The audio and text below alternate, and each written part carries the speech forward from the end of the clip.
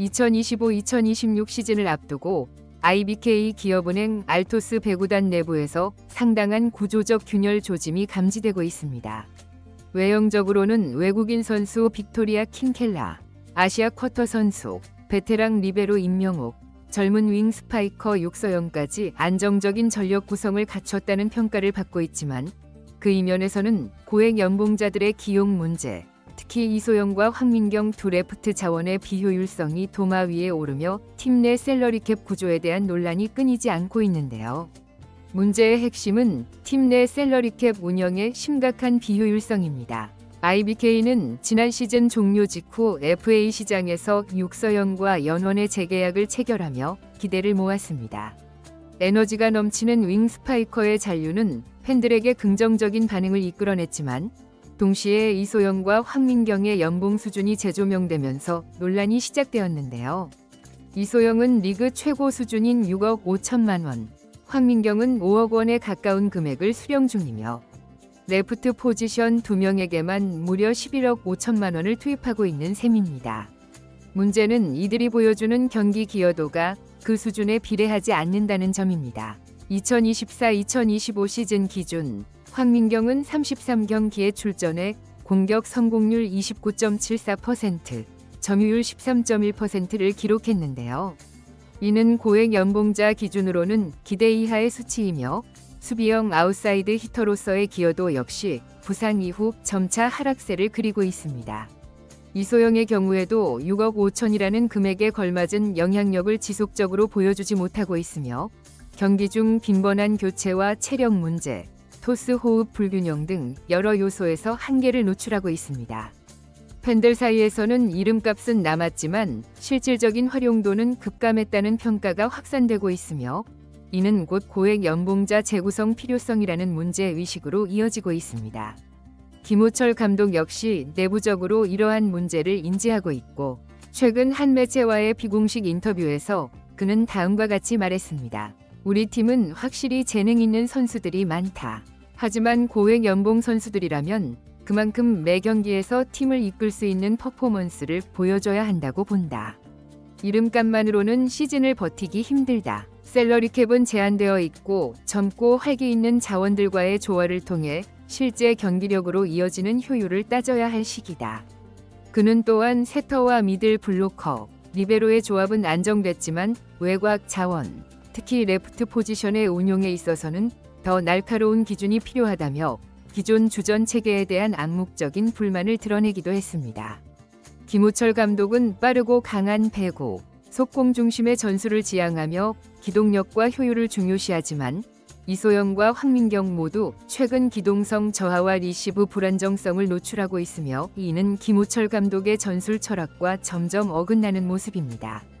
팬들 사이에서도 이들 고액 연봉자에 대한 실망감이 커지고 있고 커뮤니티에서는 레프트 포지션에만 고액 연봉자를 중복해서 두는 건 셀러리캡 낭비, 이소영과 황민경을 동시에 쓰는 구조는 이미 실패한 실험이라는 비판이 지배적입니다.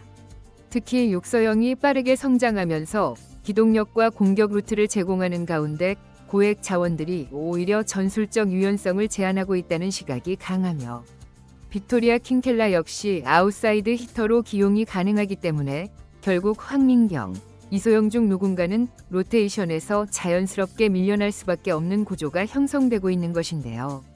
이런 흐름 속에서 황민경과 이소영의 트레이드설은 점차 구체화되고 있습니다. 당장 구단은 트레이드에 대해 공식 입장을 밝히지 않고 있지만 팀 셀러리캡 구조와 레프트 과밀 문제를 해소하기 위해서는 고액 연봉자의 정리가 불가피하다는 분석이 지배적입니다. 한 스포츠 행정 관계자는 익명을 전제로 다음과 같이 밝혔습니다. IBK는 지금 외형적으로는 우승 전력 같지만 내부적으로는 균형이 깨져 있다. 황민경, 이소영 선수가 가진 상징성과 경험은 무시할 수 없지만 전력 효율이라는 관점에서 보면 정리가 필요하다는 얘기가 현장에서는 오고 간다. 문제는 연봉인데요. 현재 경기력으로 5억 원에서 6억 5천만 원을 온전히 부담할 팀은 많지 않으며 이로 인해 트레이드가 추진된다면 IBK 측에서 일정 금액의 연봉을 보전하거나 지명권 혹은 복수 자원을 함께 제공하는 형태가 될 가능성이 높습니다. IBK가 황민경과 이소영의 연봉 절반 이상을 떠안는 조건이 아니라면 현실적으로 이적은 어려울 것이라는 분석도 나오고 있습니다. 일각에서는 이소영 역시 무풍지대는 아니라고 보며 비록 팀 내 상징성과 마케팅 측면에서의 영향력이 크지만 6억 5천이라는 금액은 리그 최고 수준이며 경기 중 교체와 부상 이슈가 반복되고 있는 점을 감안할 때 장기적으로는 재계약 혹은 보상 측면에서 샐러리 조정의 대상이 될 수 있다는 시각이 존재합니다. 이처럼 IBK 기업은행은 이제 샐러리캡 구조 개편, 전력 효율화, 포지션 밸런스 재조정이라는 세 가지 과제를 동시에 떠안고 있습니다. 고액 연봉자들의 이름값은 강하지만 실제 경기력은 하락세를 보이고 있는 상황에서 젊고 저비용 고효율 자원들의 성장이 가시화되고 있기 때문입니다. 특히 세터 자원 확보가 시급한 현재 상황에서 황민경 트레이드를 통해 샐러리캡을 확보하고 세터를 영입하는 시나리오는 점점 현실적인 선택지로 부각됩니다. IBK는 그동안 리빌딩과 전력 개편을 수차례 시도했지만 포지션 중복과 고비용 선수 중심 운영이라는 근본적인 문제로 인해 번번이 성과를 내지 못했는데요.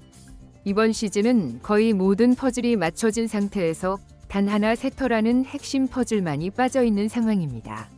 팀의 우승을 현실화하기 위해서는 이제 감정보다는 냉정한 판단, 이름값보다 효율성 중심의 결단이 필요한데요.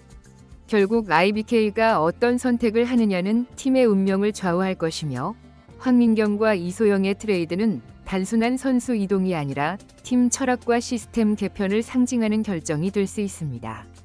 팬들은 이제 더 이상 과거의 이름에 집착하지 않습니다. 그들은 지금 잘하는 선수와 미래가 있는 시스템을 원하며 IBK가 진정으로 강팀이 되기 위해선 그 기대에 부응하는 선택을 내릴 필요가 있습니다. 지금은 아픔이 따를지라도 그것이 팀을 더 나은 방향으로 이끌 수 있다면 충분히 가치 있는 희생이 될 수 있는 것인데요. 과연 IBK는 어떤 선택을 하게 될까요? 지금까지 스포츠 맛집이었습니다. 구독, 좋아요, 알림 설정은 저에게 큰 힘이 됩니다. 항상 감사드려요.